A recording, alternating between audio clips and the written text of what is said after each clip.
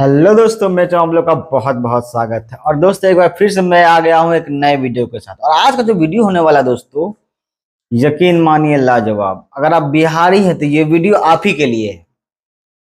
और जो बिहारी नहीं है वो भी ये वीडियो देखकर ये समझ जाएंगे कि बिहारी का लेवल क्या है। इसलिए बिना स्किप किए वीडियो को पूरा देखिएगा। सबसे पहली बात तो मैं आपको ये बता दूं कि बिहार का इतिहास इतना बड़ा है कि एक वीडियो में कवर नहीं हो सकता है।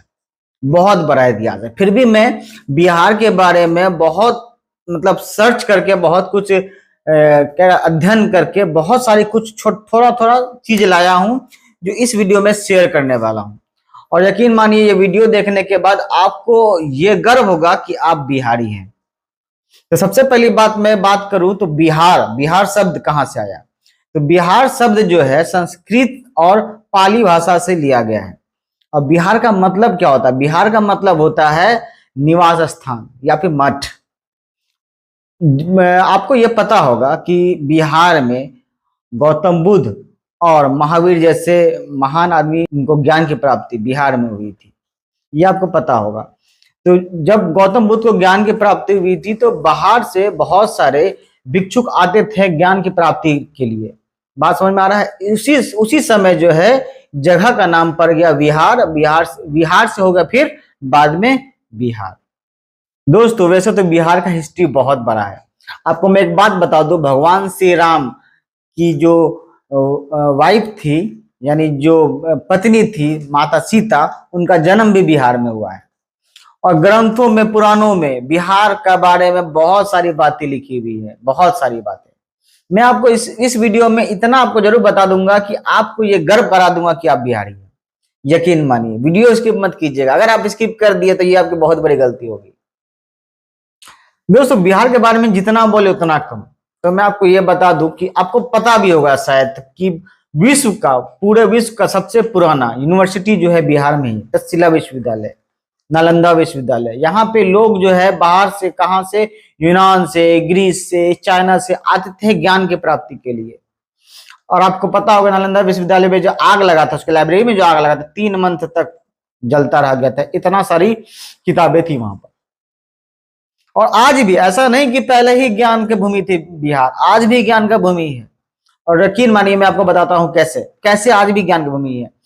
अगर मैं इंडिया के टॉप टीचर्स की बात करूं तो जहां तक मुझे पता है, अगर मैं इंग्लिश टीचर की बात करूं, इंडिया के टॉप इंग्लिश टीचर में जो सबसे नामी टीचर में काउंट होते हैं तो वो नीतू मैम है। नीतू मैम भी बिहार की है। अगर मैं जीके की बात करूं तो सबको पता है कि जीके के टॉप जो नामी टीचर है उनका नाम खान सर है, वो भी बिहार के। अगर मैं मैथ का बात करूं तो मैथ का भी जो टॉप टीचर है आदित्य रंजन सर, वो भी बिहार के हैं। और अगर मैं बात करूं आईआईटी के बारे में तो आईआईटी के जो टॉप टीचर है आनंद सर, वो भी बिहार के हैं। और मैं आपको इतना बता दूं, सिर्फ इतना ही नहीं, पूरे कोटा में अधिकांश टीचर बिहार के हैं। दिल्ली में अधिकांश टीचर, यूपीएससी एसएससी पढ़ाने वाले अधिकांश टीचर भी बिहार के हैं। तो बिहार की, ऐसा नहीं कि बिहार की भूमि जो है पहले ही ज्ञान की भूमि थी, आज भी है। आज भी जो है इंडिया में जो ज्ञान का भंडार हो रहा है वो बिहार से ही हो रहा है। और अगर मैं बिहार का बात करूं दोस्त, तो मैं आपको और बात बता दूं, आप लोग को पता होगा कि इंडिया का जो राष्ट्रीय प्रतीक है अशोक स्तंभ, वो भी बिहार से लिया गया है। और आपको बताऊं बिहार के बारे में, तो बिहार में आपको मैं ये बता दूं कि लीची का 88% पूरा इंडिया का 88% लीची जो है बिहार से ही जाता है। मखाना 83% मखाना बिहार से ही जाता है। शहद 50% से भी ज्यादा शहद बिहार में ही पैदा होता है, तो और पूरा इंडिया ऑल ओवर में जाता है। इंडिया के जो महान महान राजा हुए वो भी बिहार से हुए। आप लोगों ने पढ़ा होगा, बुक में पढ़ा होगा, मौर्य मौर्य काल पढ़ा होगा आप लोगों ने। मौर्य का जो महान राजा चंद्रगुप्त मौर्य और अशोका द ग्रेट, वो भी बिहार के थे। बिहार का पटना में पाटलिपुत्रा उसका राजधानी था। पूरा इंडिया का राजधानी पाटलिपुत्रा था। आपको मैं बता दूं, पूरा इंडिया का राजधानी पाटलिपुत्र था। बिहार के विक्रमादित्य, अशोका द ग्रेट, समुद्रगुप्त, ऐसे ऐसे महान राजा बिहार से ही थे। बिहार जो है सिर्फ बिहार छोटा सा नहीं था। पूरा जब मौर्य काल था तो बिहार पूरा अफगानिस्तान तक फैला हुआ था। बहुत बड़ा बिहार था। और अगर मैं आधुनिक काल का बात करूं, यानी करंट का बात करूं कुछ सालों का, तो बिहार का स्थापना हुआ था 22 मार्च 1912 को। 22 मार्च को बिहार दिवस मनाया जाता है। क्यों मनाया जाता है तो वो भी मैं आपको बता देता हूँ। लॉर्ड पंचम जो है, जब अंग्रेज शासन काल चल रहा था इंडिया में, तो लॉर्ड पंचम आए थे इंडिया। तो 1911 में, यानी 1911 में उन्होंने दिल्ली को कैपिटल बना दिया और बिहार को बंगाल प्रेसिडेंसी से अलग कर दिया, जो कि 12 में जाकर लागू हो गया। तो 1912 में बिहार जो है एक अलग स्टेट बना दिया गया। वैसे तो बिहार का इतिहास बहुत बड़ा है, मगर पहले बिहार जो है बंगाल में काउंट हो गया था। बाद में 1912 ईस्वी में बिहार को बंगाल से अलग कर दिया गया, यानी बिहार बंगाल प्रेसिडेंसी से अलग हो गया। और जब अलग हुआ उस समय बिहार में उड़ीसा भी था और झारखंड भी था। 1935 में 1935 में जो है उड़ीसा अलग हुआ बिहार से, उसके बाद फिर झारखंड अलग हुआ बिहार से। यानी बिहार पहले बहुत बड़ा था, उसमें से पहले उड़ीसा टूटा, फिर अब झारखंड टूटा। तो अगर मैं बिहार के ज्ञान का बात करूं तो मैं आपको एक इंपॉर्टेंट बात बताता हूं। अमेरिका का एक स्टैनफोर्ड यूनिवर्सिटी है, जिन्होंने 2025 में एक लिस्ट जारी किया है साइंटिस्ट लोगों का। टॉप मात्र 2% टॉप के साइंटिस्ट का लिस्ट जारी किया है, जिसमें 50 से ज्यादा सिर्फ बिहारी है। आप समझ सकते हैं, बिहार जो पटना आईआईटी जो है वहां का 14 प्रोफेसर तो वहां के हैं सिर्फ। मतलब बिहार का लेवल समझ सकते हैं दोस्तों। और मैं आपको बताता हूँ, बिहार में आपको पता ही होगा कि जैन धर्म, बौद्ध धर्म बिहार में ही स्टार्ट हुआ। उसके बाद सिख गुरु, 10वें गुरु जो थे गुरु गोविंद सिंह, वो भी बिहार में ही जन्मे थे, पटना साहिब में। आप वहां जाइएगा कि बहुत सुंदर बनाया हुआ है, जाके जरूर घूमिएगा। अब बिहार में आपको मैं पुरातत्व स्थल का बात करूं, अगर जो पुराना चीज है वो भी बिहार में सबसे ज्यादा है। बहुत सारे थे। पहली बात तो आप देख लीजिए, बौद्ध गया चल जाइए, राजगीर चल जाइए, बहुत पुराना चीजें मिलेगा। और एक इम्पोर्टेंट बात बताता हूं मैं, हाँ, बिहार गणतंत्र आप सुने होंगे नाम, इंडिपेंडेंट डे आप मनाते हैं गणतंत्र। गणतंत्र का प्रारंभ ही बिहार में हुआ है। गणतंत्र जो है वैशाली जिला है बिहार का, वहां पर ही सबसे पहले गणतंत्र का प्रारंभ हुआ। उसके बाद पूरे देश में फैला है बिहार। आप समझ सकते हैं बिहार का लेवल। ये तो मैं सिर्फ ज्ञान का बात कर रहा हूं, अभी तो मैंने और सब बात ही नहीं किया, ओनली फॉर ज्ञान का बात कर रहा हूं। अगर युद्ध का भी बात करूं तो युद्ध में तो आपको पता ही है, महान हस्ती राजा बिहार से ही पैदा हुए हैं। Ashoka the great, Chandragupta Maurya, Vikramaditya.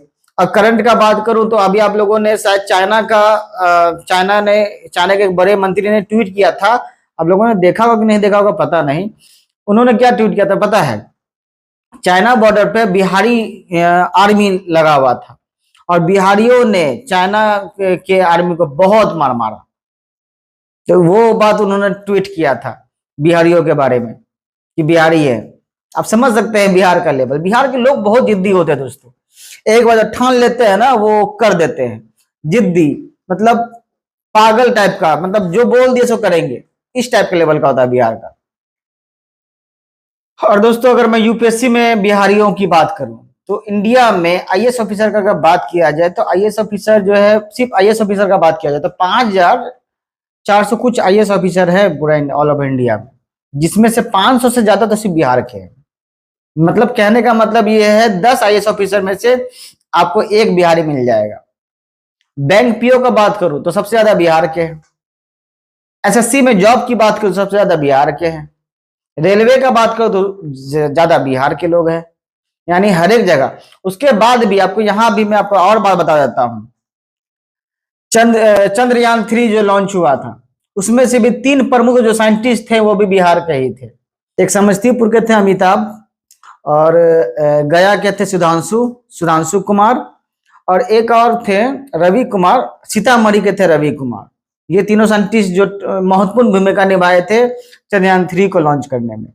और दोस्तों अगर मैं बिहार के बारे में बताऊं तो आप लोगों को पता हो, गांधी जी का नाम तो सुने ही होंगे। गांधी जी का पॉलिटिकल जो करियर स्टार्ट ही हुआ बिहार से। आपको पता होगा कि गांधी जी ने सबसे पहला सत्याग्रह जो है चंपारण में 1917 ईस्वी में किया था।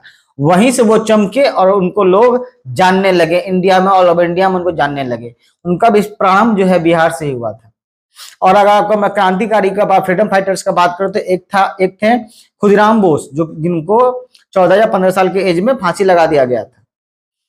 उन्होंने बम फेंका था, वो भी मुजफ्फरपुर में ही फेंका था, जिनका उनको फांसी लगाया गया था। मुजफ्फरपुर में 1908 ईस्वी में मुजफ्फरपुर में ही उन्होंने बम फेंका था। बिहार के लोगों का अगर मैं बात करूं तो वैसे तो बिहार के लोगों ने अपना छवि थोड़ा सा खराब करके रखा है। अब बाहर जाइएगा बिहार से तो बिहार के कुछ लोगों के कारण जो है पूरा बिहार बदनाम है। मगर अगर मैं बिहार के लोगों का वैसे बात करूं तो ऑल ओवर इंडिया में आप कहीं भी जाइएगा तो आपको बिहार के लोग मिल जाएंगे। और अब आपको बता दूं, सिर्फ अगर मैं इंडिया का बात करूं तो दिल्ली, मुंबई, चेन्नई, बेंगलुरु, कोलकाता, यहाँ पर सबसे ज्यादा वर्कर जो है बिहार के ही हैं। अगर बिहार के लोग वापस आ जाए ना तो ये जो महानगर है धन धन हो जाएंगे ये पूरा, मतलब उनका काम रुक जाएगा। बिहार के लोग अगर आ गए तो वहां से वर्कर नहीं मिलेगा उनको। मैं मानता हूं कि बिहार में बेरोजगारी के कारण लोग जाते हैं, पलायन करते हैं यहाँ से, मगर यकीन मानिए अगर वहां से सब बिहारी आ गए ना तो वहां का काम ठप हो जाएगा। ये क्रेज है बिहार का। ग्रंथ का बात करूं तो बहुत सारे ग्रंथ तो बिहार में ही लिखे गए हैं। और ऐसे अगर मैं वेद की बात करूं तो यजुर्वेद, पुराण में आपको बिहार का बारे में इंफॉर्मेशन मिल जाएगा। आप वहां से भी बिहार के बारे में इंफॉर्मेशन जान सकते हैं। दोस्तों अगर मैं बिहार की कला का बात करूं तो कला में भी बिहार टॉप लेवल पे है। आपको पता होगा कि पूरा ऑल ओवर इंडिया में सबसे ज्यादा फेमस जो है मधुबनी पेंटिंग वो बिहार का है।